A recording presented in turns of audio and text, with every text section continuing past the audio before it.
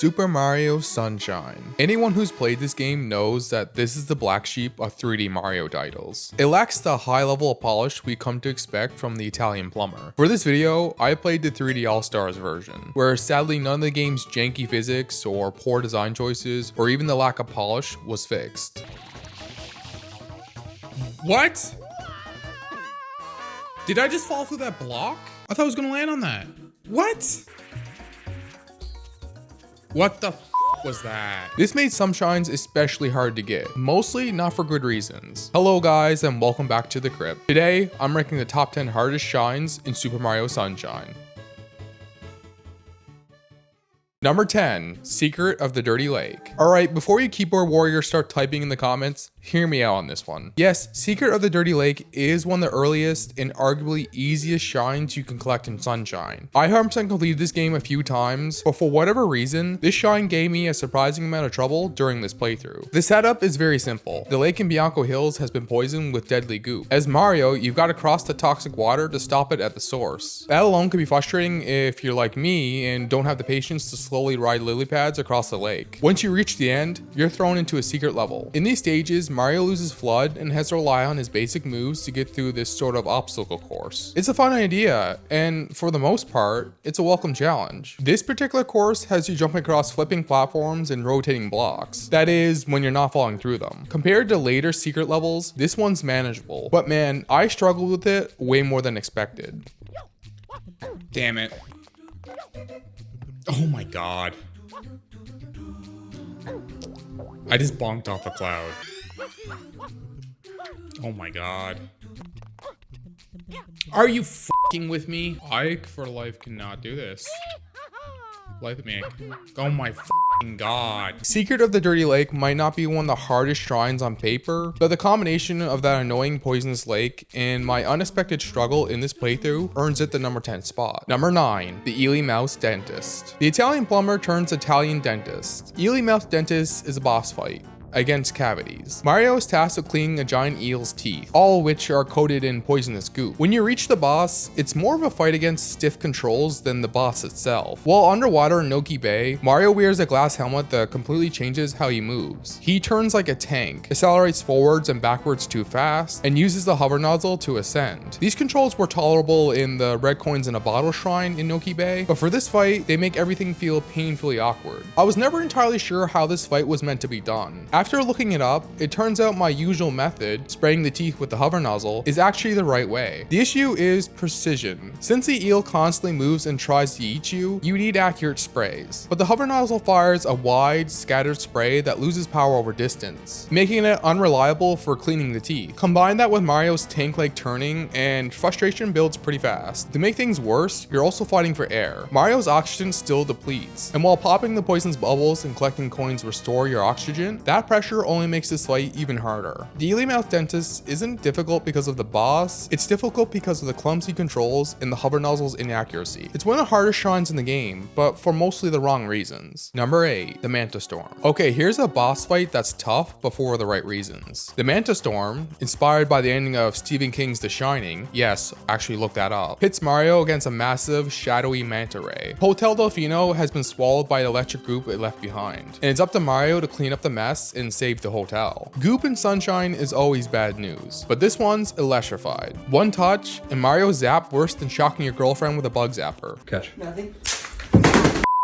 The manta ray glides across the beach, leaving trails of electric goop everywhere. Like every problem in Sunshine, the solution is to spray it with water, but the moment you do, it splits into smaller rays, each spreading even more goop everywhere. Before you know it, the entire beach is covered in it. That's where the real challenge kicks in. You're constantly trying to clean the goop while dodging dozens of manta rays. And once they all split into their tiniest form, they turn even more aggressive, swarming Mario from every direction. It's chaotic, stressful, and a good test of multitasking. I got zapped way too many times. The Manta Storm lives up to its name. It's pure chaos. Electric goop everywhere, manta rays attacking you non-stop, and your health draining faster than you could react. it's easily one of Sunshine's toughest and most memorable boss fights, for the right reasons. Number 7, The Secret of Casino Delfino. Okay, now we return to the frustration that is Super Mario Sunshine. The Secret of Casino Delfino is another secret level, this time inside Hotel Delfino. Unlike Secret of the Dirty Lake, the difficulty here isn't the secret level itself, but in getting to it. Inside the casino are 2 slot machines. Both react differently when sprayed with water. One has slots that move independently, while the other makes all of them spin at once. Your goal is to land 777s on both. The first machine isn't too bad, but the second one is RNG pain. Once you manage to hit all 7s, you unlock a wall of panels covered in question marks. The objective is to flip all the panels to reveal the image of a shine sprite. And this is where the frustration really begins. These panels flip when sprayed, but just like the Eely-Mouth dentist, FLUDD's precision, or lack thereof, turns this into a nightmare. You can't control how fast or slow the panels flip. Sometimes they barely move, other times they spin out of control depending how much water touches them. On top of that, the panels are small, so it's ridiculously easy to hit other ones you didn't mean to hit, sometimes undoing your progress. I've seen speedrunners skip this entire puzzle by clipping out of bounds straight into the green pipe behind the panels. But for us casual players, we're stuck with this stupidly frustrating minigame. And even once you finally get past it, you're still not done. There's another secret level to beat. It's not too bad if you mastered Mario's basic movement, but it still has some tricky platforming with moving and rotating blocks. Thankfully, it's one of the shortest secret levels in Sunshine. If you're aiming for 100% completion though, you have to do this shine twice. Once for the normal shine, and another for the red coin one. That means beating this damn panel puzzle a second time. Ugh. The Secret of Casino Delfino doesn't feel like hitting the jackpot. It feels more like losing $500 at a slot machine. The slot machines and secret levels are fine, but that panel puzzle absolutely ruins the shine. FLUDD's spray mechanics make precision impossible, turning what should have been a fun gimmick into one of Sunshine's most frustratingly hard shrines. Number 7, Secret of the Village Underside. Yet another secret level makes this list, but unlike the last 2, this one's frustrating because of the chucksters. Getting to this level is already a hassle. You must reach the underside of Manta village using Yoshi. The path is full of giant mushrooms you must platform on that are spaced pretty far apart. Simple jumps will not cut it. You need spin jumps and Yoshi's hover ability to get across. Once you do make it, you spray the goop with Yoshi's juice, as gross as that sounds, and you're in. Inside, you meet the chucksters. As their name suggests, their whole thing is to chuck Mario, and that's the entire gimmick of this level. Each chuckster throws Mario at different angles and distances. Some launch you sky high, others chuck you across a great distance. The challenge is lining yourself up just right so the throw lands you safely on the next platform, and that's where the frustration sets in. To get thrown, you need to talk to a chuckster, but the prompt is annoyingly sensitive. If you press it even slightly off center, they'll toss you in the wrong direction, straight into the void. Some chucksters walk on a set path, so you must time your approach perfectly. Position yourself too early or too late, and you got one less Mario. Once you are in the air, you have minimal control. You can adjust your distance a bit, but not the angle. It demands near perfect positioning and timing, especially for the final throw towards the shine. The normal shine is already tough to grab, but for 100% completion, you need to come back for the red coin one. That means doing most of this again, except now you have the added pressure of grabbing 8 red coins within a time limit. The Secret of the Village Underside feels like a test of patience and luck. Between the finicky prompts, unpredictable throws, and absurdly precise positioning, this shine turns a clever idea into pure frustration. It perfectly sums up Sunshine's worst habit: a good idea executed terribly, making it harder than it needs to be. Honestly, I think I'd rather be chucked in front of a moving car than do this shine again. Number 5, the Watermelon Festival. And Sunshine's frustration doesn't end here. The Watermelon Festival is exactly what it sounds like: a festival all about watermelons. There's even a contest for the biggest one, and the prize, a shine. For this shine, Mario must push a giant watermelon all the way down to the surf cabana without touching, well,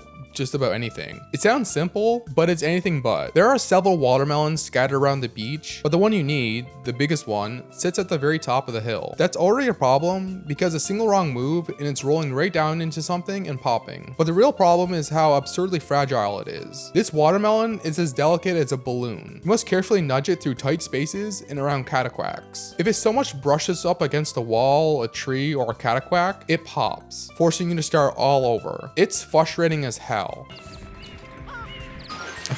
Come on. No. Okay, that was close. Oh my, what? Oh my god, dude.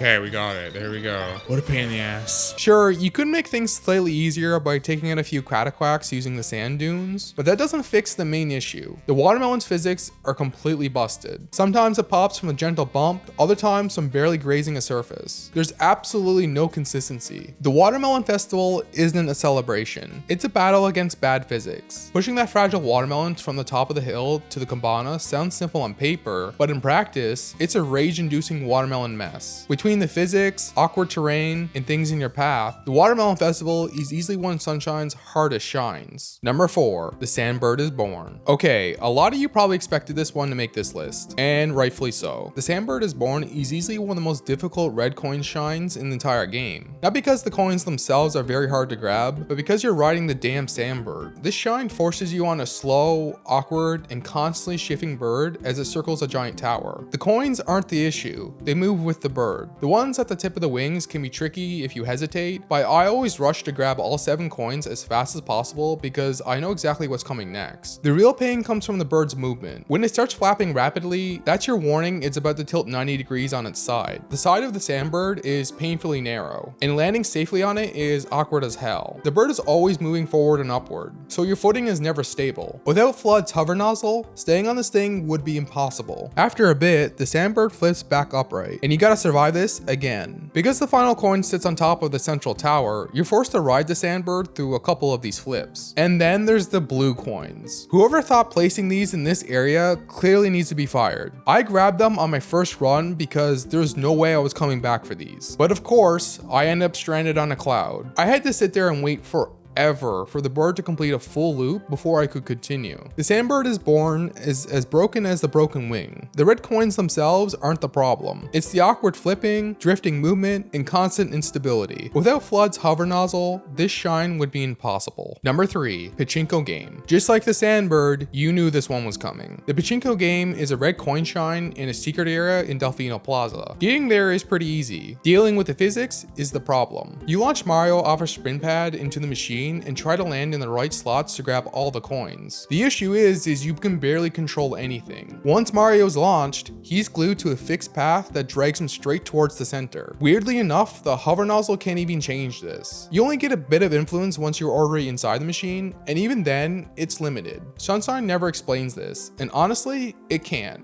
because the physics make no sense. They're stiff, inconsistent, and nothing else in the game behaves like this to this extent. From all my playthroughs of Sunshine, I learned that if you jump dead center on the pad and don't touch the controls, Mario always lands on the central peg. From there, you can carefully hover to snag a couple red coins. For the others, you must use directional input after launching inside the machine and hope the game cooperates. I didn't struggle much during this playthrough because I know how to work with the physics. But for casual players, the Pachinko game is brutally awkward. The game never teaches its rules, and you're forced to fight the physics every step of the way, leading to a ton of cheap deaths. Like many shines in Sunshine, the difficulty comes from bad execution of good ideas. Number 2, Lily Pad Ride. While the Pachinko game is easy to reach but awkward to beat, Lily Pad Ride manages to be both obnoxious to reach and obnoxious to complete. To even get there, you have to drag Yoshi across Delfino Plaza and hop between tiny boats all the ways to an island. The jumps are tight, the boats are cramped, and touching the water kills Yoshi. One mistake and you have to do the entire thing again. Then when you finally reach the secret level, you're faced with instant death water. It looks harmless but kills you faster than the dirty lake in Bianco Hills. Makes sense, right? Here, you're stuck steering a tiny lily pad towards 8 red coins, nudging it with Flood and praying the physics line up. You basically need a perfect run. Miss one coin and you might as well jump into the instant death water. Or worse, go into the green pipe that boots you back to Delfino Plaza. After all that boat riding crap, that punishment is ridiculous. Lily Pad Ride is a ride you want to skip. Reaching it requires the utmost precision, and the shine itself is the worst executed idea in the entire game.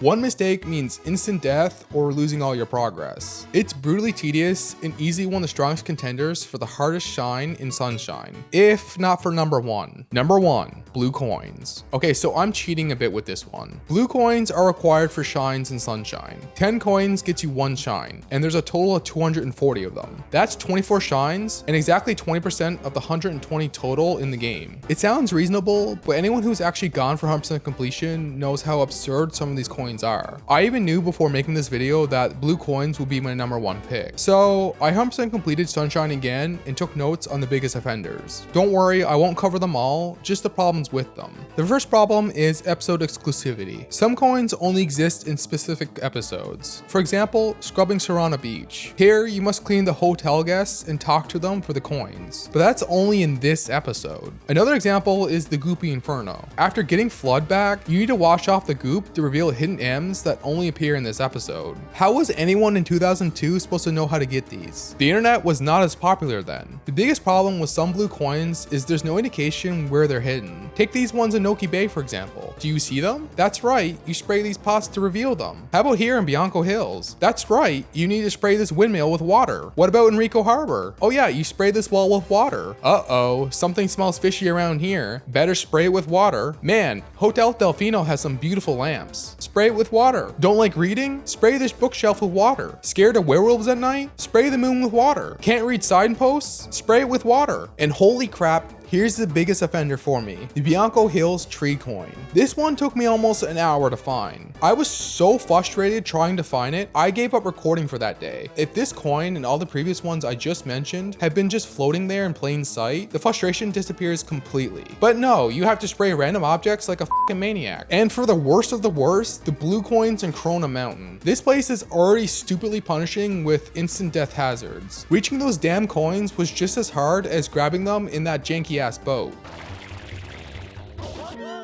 Wow. I didn't have a hover nozzle equipped. Oh my god, I am being sloppy.